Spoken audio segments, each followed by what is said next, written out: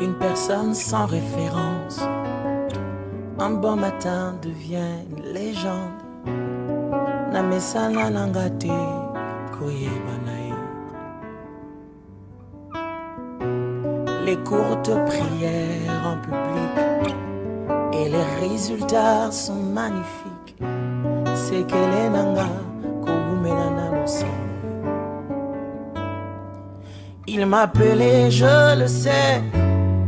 Likabwezo pela katinanga Namituni pona nini Ezo umela. Shalom, shalom peuple de Dieu, soyez bénis, que la paix et la grâce du Seigneur soient votre partage. Nous sommes encore une fois de plus dans la joie de vous retrouver dans ces moments merveilleux qu'on a toujours l'habitude de passer devant le Saintes Écritures. Alors, merci pour vous qui avez l'habitude de nous suivre. Par la grâce de Dieu, nous allons commencer une nouvelle série et je crois que par cette série d'enseignements, Dieu va nous faire du bien et nous allons énormément être édifiés. Après avoir terminé notre série sur la dîme, nous voulons aborder cette série par la grâce de Dieu. J'ai voulu l'intituler « Gardez-vous de faux prophètes et de faux docteurs ». Gardez-vous de faux prophètes et de faux docteurs. Alors, tout au long de cette série, il y a beaucoup de choses que nous allons essayer de partager ensemble. Et je crois que ça va nous aider, nous ouvrir les yeux par rapport à ce que le Seigneur attend de nous et tout ce que nous sommes censés faire ensemble par la grâce de Dieu. Alors, je vais commencer par vous énumérer quelques objectifs poursuivis.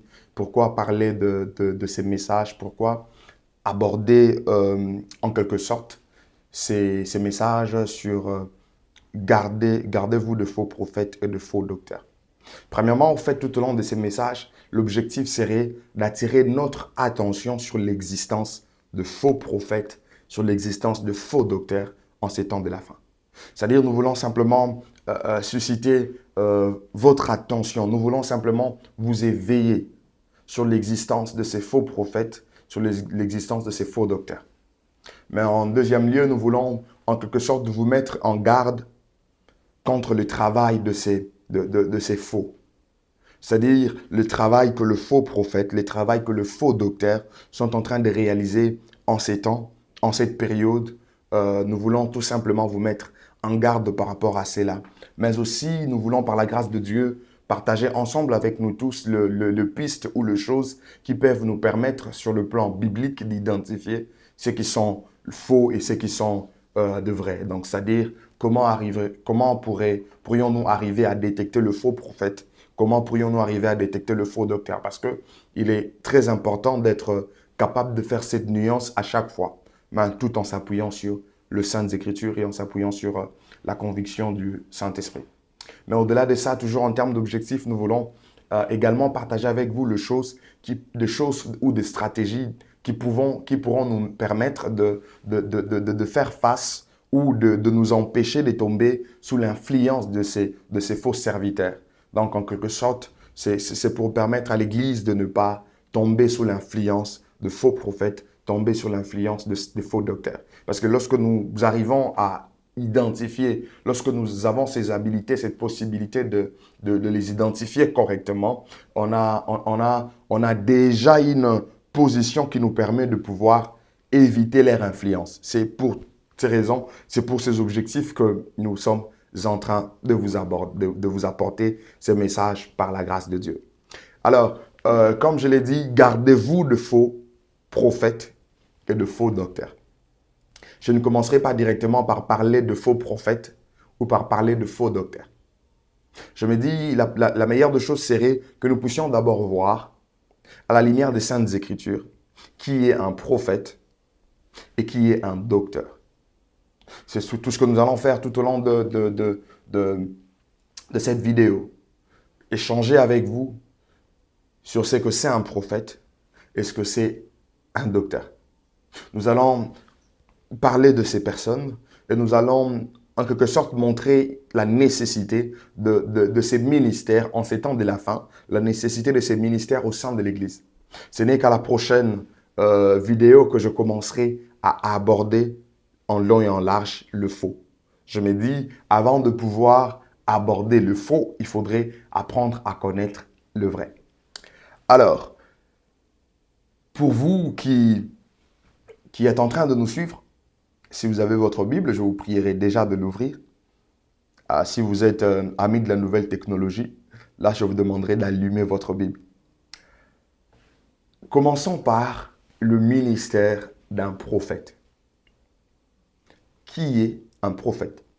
Lorsqu'on est dans les Saintes Écritures, à chaque fois qu'on est en train de parler d'un prophète, qu'est-ce que ça veut dire? Je vous parlerai de ce que c'est un prophète et je reviendrai sur la nécessité de ces ministères au sein de l'Église. En quelque sorte, il faudrait savoir d'abord que le ministère de prophète fait partie du ministère le plus ancien dans les Saintes Écritures. Ça fait partie du ministère le plus ancien de la Bible.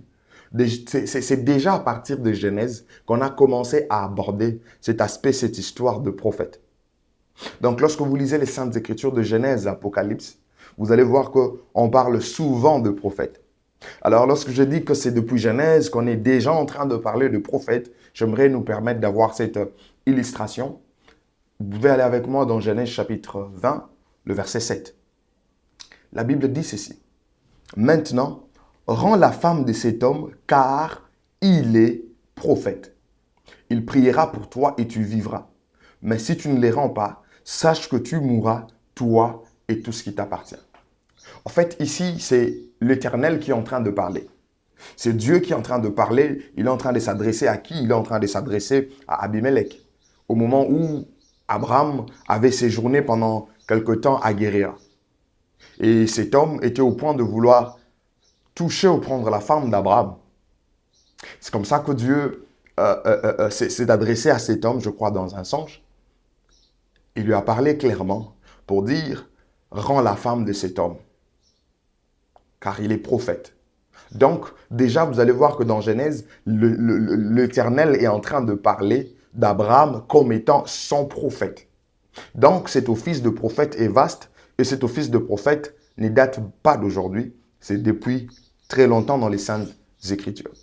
Et lorsque vous êtes dans l'Ancien Testament, dans la Nouvelle Alliance, vous allez voir qu'il y a beaucoup de prophètes qui sont cités. Il y a beaucoup de prophètes qui ont exercé, il y a beaucoup de prophètes qui ont travaillé pour le Seigneur. Vous pouvez parler, on peut voir le prophète Moïse, on peut voir le prophète Élie, on peut voir le prophète Ézéchiel, on peut voir le prophète Ésaïe, ils sont pleins, Malachie, Zacharie, il y en a toute une panoplie.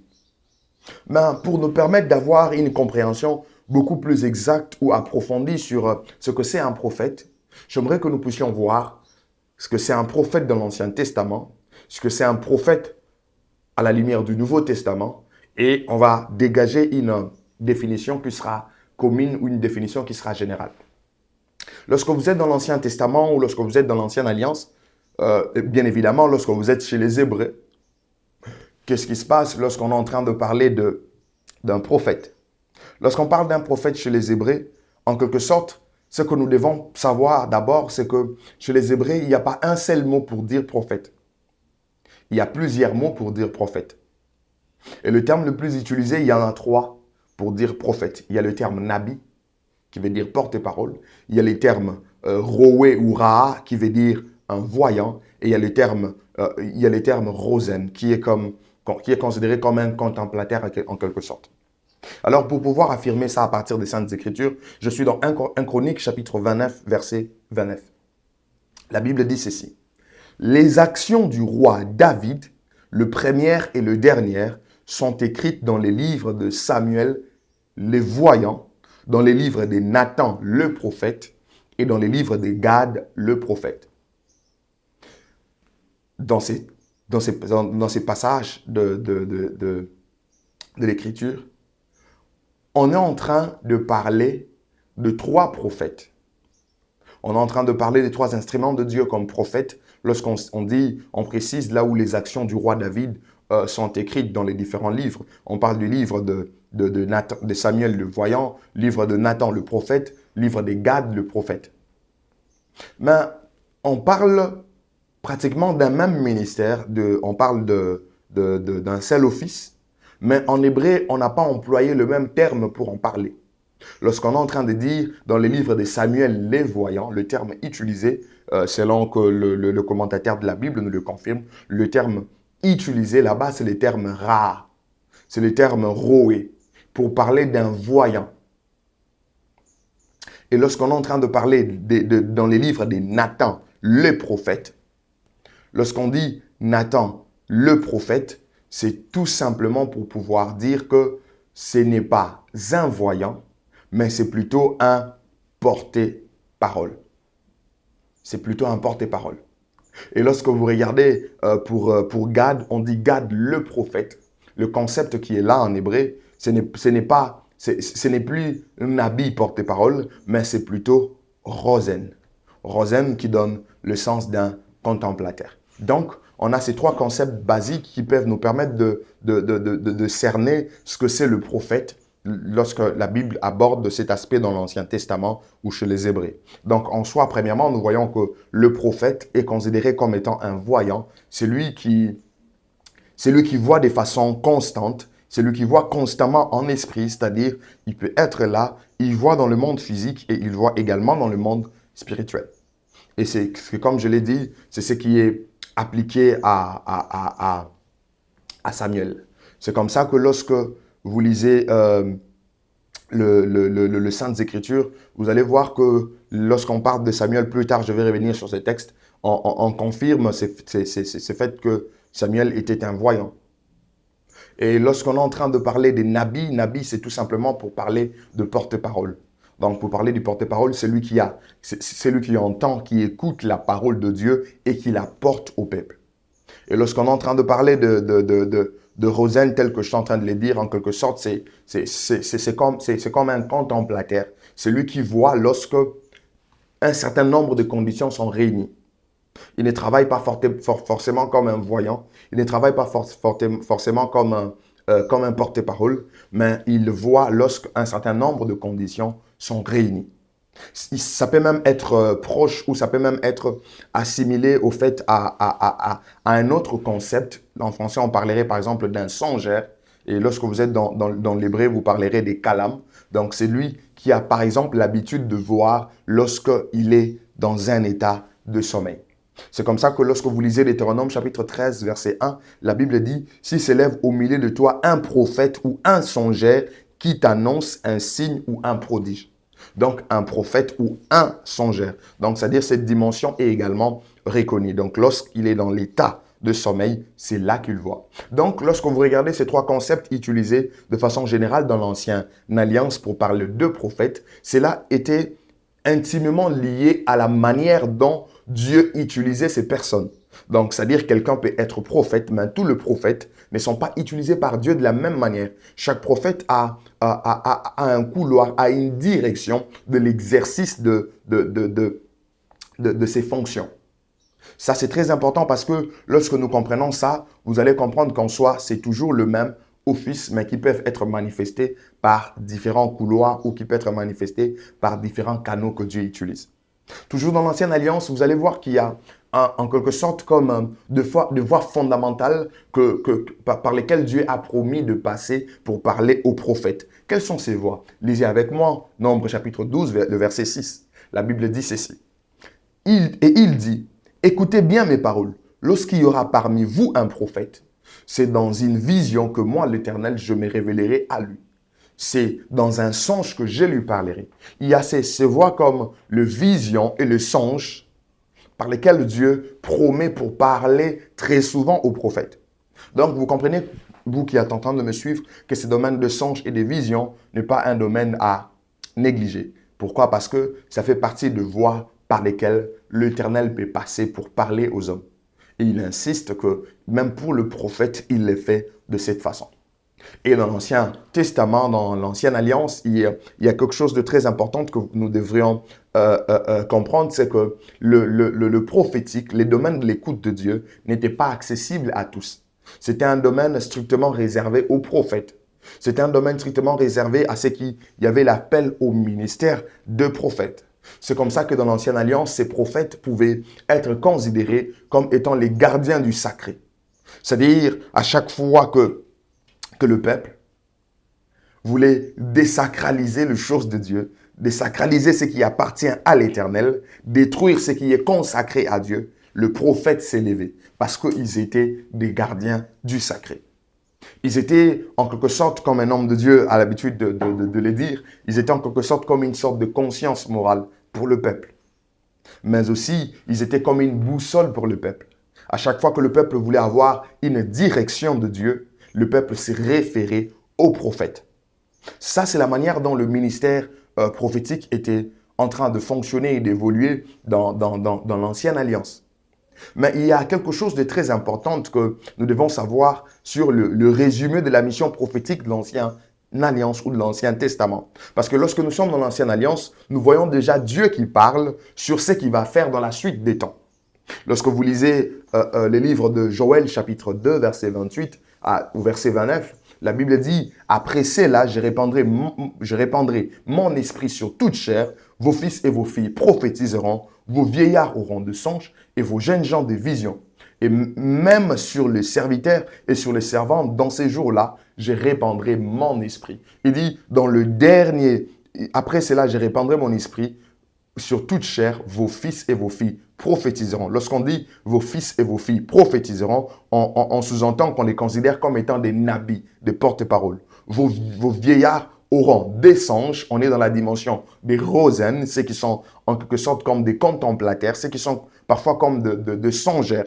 Et on dit, vos jeunes gens auront des visions. On est en train de voir la dimension de la voyance. Donc, vous comprenez que de par ces textes, nous sommes en train de voir les résumés de toute la mission prophétique de l'Ancienne Alliance ou de l'Ancien Testament. Cela est résumé dans ces passages. Et étant d'abord dans l'Ancienne Alliance, pendant que le prophète Joël était en train de prophétiser, c'était une façon de dire que tous les résumés de cette mission prophétique de l'Ancienne Alliance sera accordé à ceux de la nouvelle alliance lorsque l'Esprit viendra. Parce que le Seigneur avait promis de répandre son Esprit sur tous. Et lorsqu'on dit, vos fils et vos filles prophétiseront, vos jeunes gens auront vos vieillards auront de songes, vos jeunes gens des visions, en quelque sorte, vous allez voir qu'on a essayé de toucher comme... on a essayé de toucher pratiquement toutes les catégories de personnes, en quelque sorte pour dire que cette dimension prophétique n'aura pas d'exception, c'est-à-dire ça sera accordé à tous, que ce soit vos fils et vos filles, que ce soit vos jeunes gens, que ce soit de vieillards. C'est comme ça que dans la dispensation actuelle, nous sommes en train de voir comment le Seigneur est en train de faire ces choses. Donc, c'était la mission prophétique de l'Ancienne Alliance ou de l'Ancien Testament. Alors, on a eu un aperçu sur ce que c'est le ministère de prophète, le travail de prophète au sein de l'Ancienne Alliance. Alors, essayons de voir les choses dans le Nouveau Testament. Comment est-ce qu'on peut aborder ces ministères de prophète dans le Nouveau Testament, dans la dispensation de l'Église, bien évidemment. Premièrement, dans la Nouvelle Alliance, nous devons savoir que les prophètes font partie des dons que Christ a fait à l'Église. Le prophète fait partie des dons que Christ a fait à l'Église pour son perfectionnement. Pour le perfectionnement de l'Église, pour le perfectionnement de saints, en vue de l'œuvre du ministère, le Seigneur a fait des dons. Et quels sont ces dons que le Seigneur a eu à faire? Le don que le Seigneur a fait, ce sont de personnes qu'il a données. Lorsque vous lisez avec moi Éphésiens chapitre 4, le verset 10 à 12, la Bible dit ceci. Celui qui est descendu, c'est le même qui est monté au-dessus de tous les cieux, afin de remplir toutes choses. Et il a donné les uns comme apôtres, les autres comme prophètes, les autres comme évangélistes, les autres comme pasteurs et docteurs, pour le perfectionnement des saints, en vue de l'œuvre du ministère et de l'édification du corps de Christ. En vue de l'œuvre du ministère et de l'édification du corps de Christ, c'est-à-dire pour le perfectionnement, les Seigneurs a fait des dons à l'Église. Et ces dons sont qui? Ce sont les apôtres, ce sont le prophète, ce sont les évangélistes, ce sont le pasteur et le docteur. Le prophète fait partie de dons que le Seigneur a donnés à l'Église pour le perfectionnement. Alors, il y a encore quelque chose de savoir, c'est que dans le Nouveau Testament, le ministère, ce qu'on appelle souvent comme les 5 ministères que je viens de citer, les 5 dons de Christ, en soi, lorsque vous regardez leur fonctionnement, leur façon de choses, ils sont tous porte-parole. En quelque sorte, je pourrais dire comme si le prophète, les apôtres, le pasteur, les évangélistes, le docteur sont tous prophètes. Quelqu'un risquerait peut-être de ne pas bien comprendre. En quelque sorte, je vais juste dire que de par leur façon d'exercer, ils sont tous porte-parole. Parce que ce soit un apôtre, que ce soit un pasteur, ils apportent la parole du Seigneur. Ils apportent la parole de Dieu. Je ne suis pas encore dans le mécanisme par lequel le Seigneur passe pour s'adresser à et afin de nous apporter la parole. Parce que le Saintes Écritures constitue d'abord le moyen de base par lequel le Seigneur parle. Et ces personnes ont tous l'obligation, la mission de pouvoir enseigner les Saintes Écritures, parler de la part de Dieu de la sorte. Donc, ces personnes sont tous porte-parole de Dieu. Mais le prophète l'est d'une façon, dans le Nouveau Testament bien sûr, le prophète l'est d'une façon un peu plus particulière à cause du type d'onction qu'il y a sur lui et à cause de la mission qu'il y a sur lui. Vous allez voir ça lorsque je serai lorsque j'aborderai cette nécessité de ces ministères. Alors, le prophète fait partie de ministère de fondement. Lorsque vous lisez Éphésiens chapitre 2, verset 20, la Bible dit « Vous avez été édifiés sur le fondement des apôtres et des prophètes, Jésus-Christ étant la pierre angulaire. » Nous sommes édifiés sur le fondement des apôtres et de prophètes. Donc, le ministère de prophète fait partie de ministère de fondement ou de ministère d'avant-garde. Sur le plan stratégique, c'est un ministère très important. Et lorsque vous lisez 1 Corinthiens chapitre 12, verset 38, la Bible dit « Dieu a établi dans l'Église, premièrement, les apôtres, secondement, le prophète. » Comme j'étais en train de dire que ce sont des ministères d'avant-garde. Tous les ministères sont pareils devant le Seigneur, mais chaque ministère a une certaine stratégie ou spécificité que le Seigneur lui a accordée. Ça, nous ne devrons pas l'ignorer. Mais il faudrait savoir que lorsqu'on parle de prophète dans la Nouvelle Alliance ou dans la dispensation de l'Église, nous sommes déjà dans cette époque ou dans cette saison où l'accessibilité au prophétique, au domaine de l'écoute de Dieu est accordée à tous. Parce que depuis le jour de la première Pentecôte après résurrection de Christ, l'Esprit était descendu sur tous. Et nous avons tous les habilités de pouvoir écouter le Seigneur. En quelque sorte, dans la Nouvelle Alliance, le prophète n'est plus comme ces satellites autour duquel tout le monde devra graviter. Non, le prophète confirme la direction divine. Ça, c'est très important. Ça veut dire qu'à chaque fois qu'on a besoin d'écouter Dieu, on n'a pas toujours l'obligation de faire recours au prophète. Quoique Dieu parle par le prophète, Dieu oriente par le prophète, Dieu confirme par le prophète. Mais nous ne sommes plus esclaves de prophètes pour écouter Dieu parce que le même esprit qu'il y a sur eux, c'est le même esprit qu'il y a maintenant sur nous. Ça, c'est très important et très capital. Je suis dans cet office, je sais de quoi je suis en train de parler. Alors, en général, qui est un prophète est un porte-parole de Dieu. Un prophète, c'est celui qui parle de la part de Dieu. Et celui qui représente Dieu devant les hommes. Et il apporte généralement la direction, la confirmation de la direction, la confirmation de la direction et la vision. Il apporte également une lumière et un aperçu de la parole de Dieu. Il apporte également de faits au sujet de vie des hommes ou de personnes. Il peut apporter une réprimande, il peut apporter un jugement, il peut apporter une correction, un avertissement et une révélation des événements futurs. Ça fait partie des choses qui sont dans l'apanage ou dans l'office de ces ministères. Alors, quelle est la nécessité du ministère de prophète? Parce que nous sommes en train de voir aujourd'hui certains combattre ces ministères de prophète. Bien-aimés, le Seigneur ne nous appelle pas à nous combattre entre nous. Tout le ministère travaille pour le perfectionnement du corps de Christ. Et il faudrait qu'on ait tous ces ministères.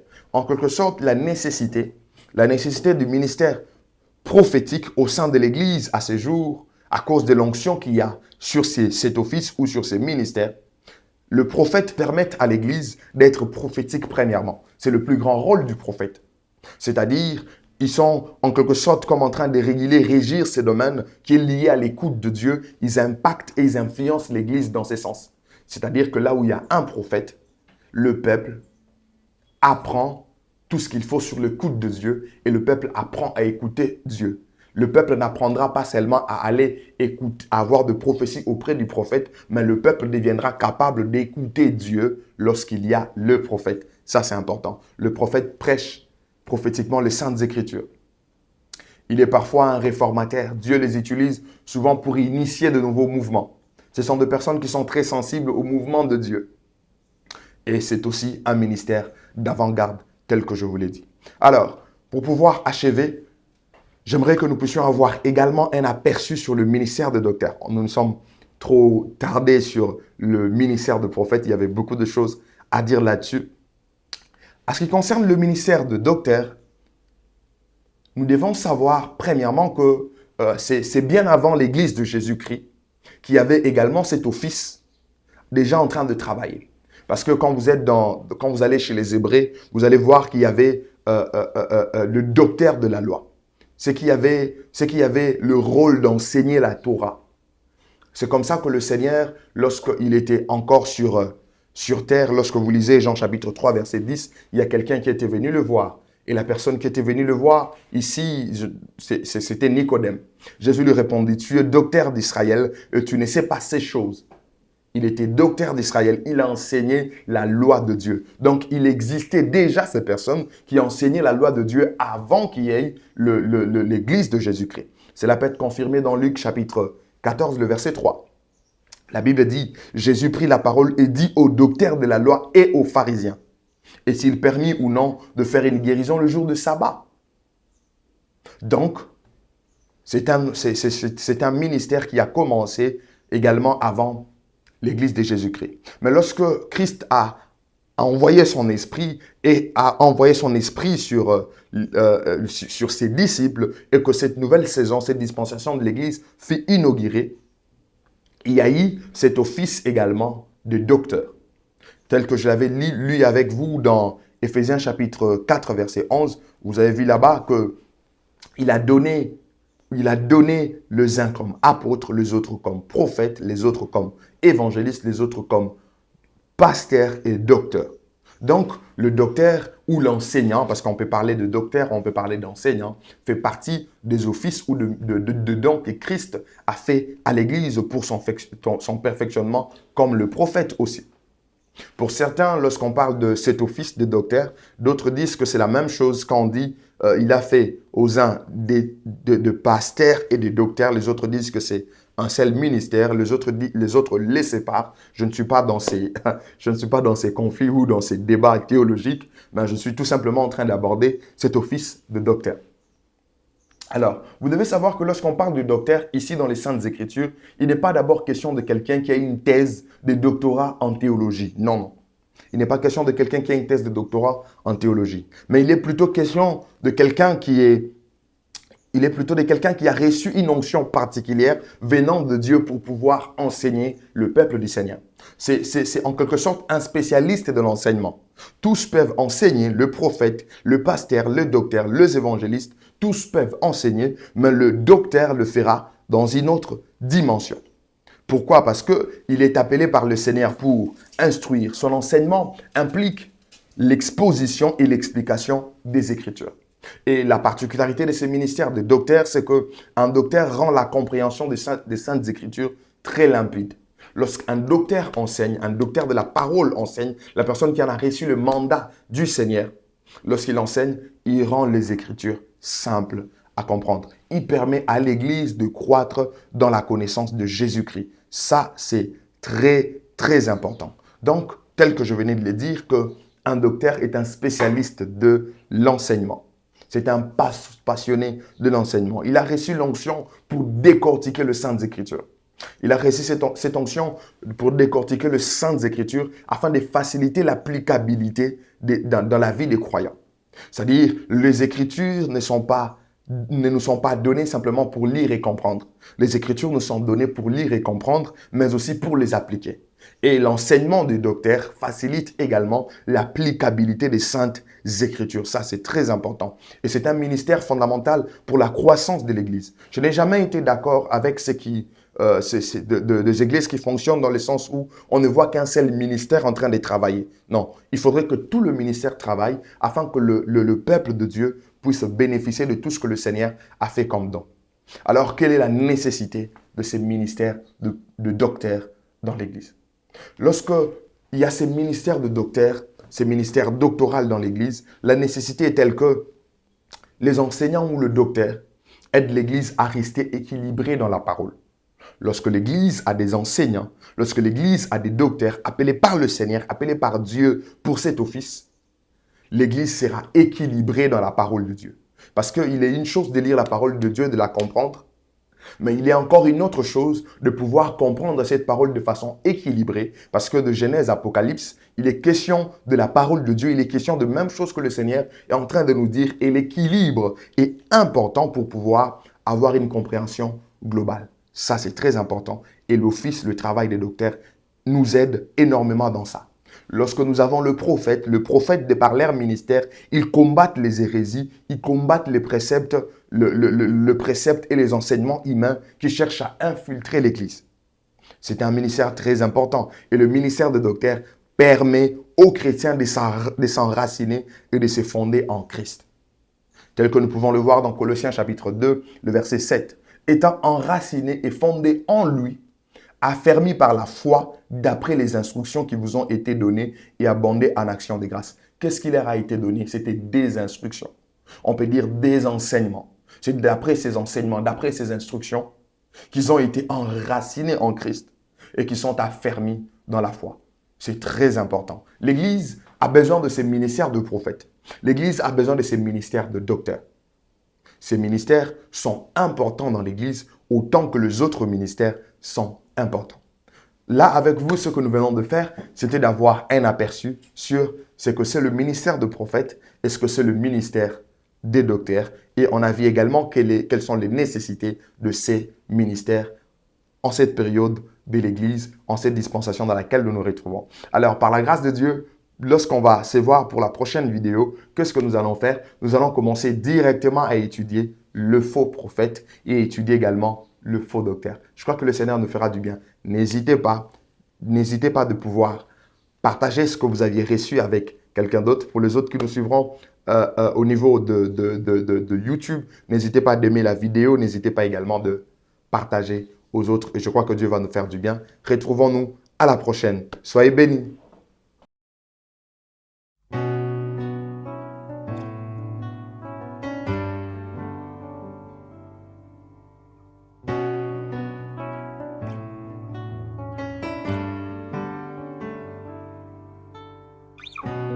Une personne sans référence, un bon matin devient une légende. Namesana nangate koyebanae.